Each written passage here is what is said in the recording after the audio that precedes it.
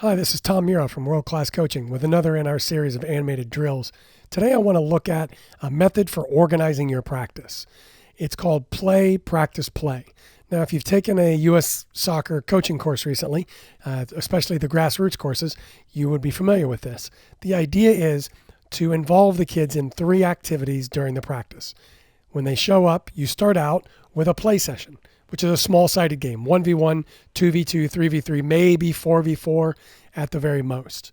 Then you go into a practice portion where you're taking the theme of the practice, and it can be any theme, attacking or defending theme, and then putting that into the middle of the session where you're working actively on coaching that particular technique or tactic. Then you finish with a play, but the play at the end is the full-sided game. So you go from small-sided to game-related, if you will, then into full-sided at the end. So the way I've got this organized today, and you'll have to imagine this being on a 7v7 field. So if it is, then obviously this box is not an 18-yard box, and this half line isn't 55, 60 yards away. But what we're looking at here would be a field that's about 32 long by about 20 wide. It might not be exactly in proportion what you're seeing here, but that's what I would set up if I was setting this up on a field. So you've got 2 sessions, 2 games going on side by side. Me as the coach, I would be positioned here in the middle in order to watch both sessions. Maybe have some extra soccer balls with me in case a ball gets lost and I want to put a ball back in play quickly without having to slow down the session. So when the players arrive, they're organized into 2 teams. 3v3 over here, 3v3 over here. If you had an odd number, you could throw a neutral player in, a joker, anything to get the game going. To begin with, it's a 5-minute session where you just let the players play. Then you bring them in and you ask them a question that's related to the topic for that day. So let's say, for example, that today we're talking about improving our ability to build up in the opponent's half and create goal scoring chances. So after the first 5-minute session, I would say to the players, okay, now how can you find an opening? How can you look at the field and find an opening? Then I would also ask them, what would you do if you found an opening? Now, I don't want answers to those questions right now. I just want them to think about those questions. Then we send them out for the next portion of the play session, which is another 5 minutes. And so we've asked them to think about, how can I find an opening? What do I do if I find an opening? And they go and play. Then after that 5 minutes, we bring them off again. They get a drink. Now we talk about, okay, what are the answers to these questions? And we try to get the players to answer the question. So how do you find an opening? So maybe one of the players says, well, look and see where the space is. Okay, well, what creates the space? All right, or what means there is space? Well, there's no opponent in that space. Okay, so if we look at the opponents, can we find the space? Yes, it's either an opponent or it's space. When I'm talking to young players, I talk about windows and walls. You don't hide behind walls of the other team, of their players. You find windows in between their players. So that would be an example of getting the answer to that question. Then maybe what's the answer to what do we do if we find an opening? Well, then we dribble through that opening or we pass through that opening. Pretty simple, really. But we try to get the players to answer those questions. We lead them to the answers if they're having trouble with it, but that's what we want in the end. Now there's a third session where they go back on again and they play.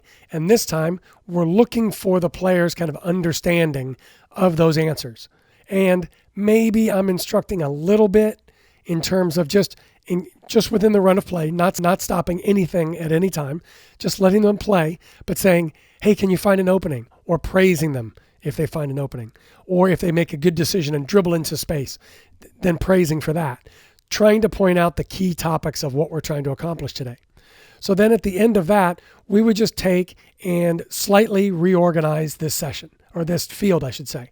So all we need to do, and for the sake of kind of visuals, I pulled the big goal out, but imagine you had, a normal 7v7 size goal already here. To scale, it would be that size goal. Obviously, it would be a small goal if we're talking about a 7v7 field. So we'd pull those lines off, and I'd probably use cones to create those lines. And if we were going to do then next a 3 versus 2 activity. Oops, sorry, we don't need that line, do we? We'll take that off. And if we're going to next do a 3 versus 3 activity, then what we'd be looking for is, or 3 versus 2, I should say, then can we organize the players to find that 3 versus 2? So maybe the field itself would be 24 yards by 24 yards if we're just doing 3 versus 2. If you can imagine, it would be the kind of the width of the penalty area and then another 24 yards long. So maybe it would be organized like this. We'll pull the extra soccer balls off.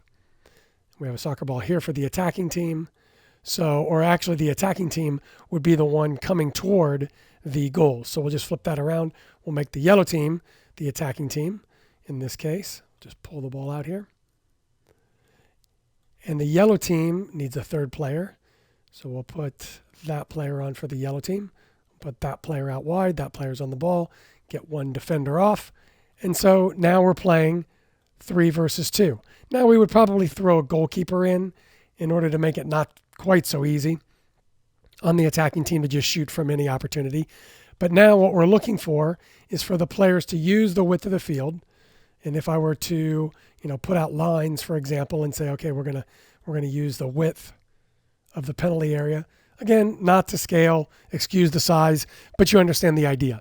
So we're playing 3 versus 2. The extra players would be off on the side, and then we would rotate those players in. So we'd have new attackers to rotate in over here, and then we would have new defenders that we would rotate in on the defending side of things and the goalkeeping side of things.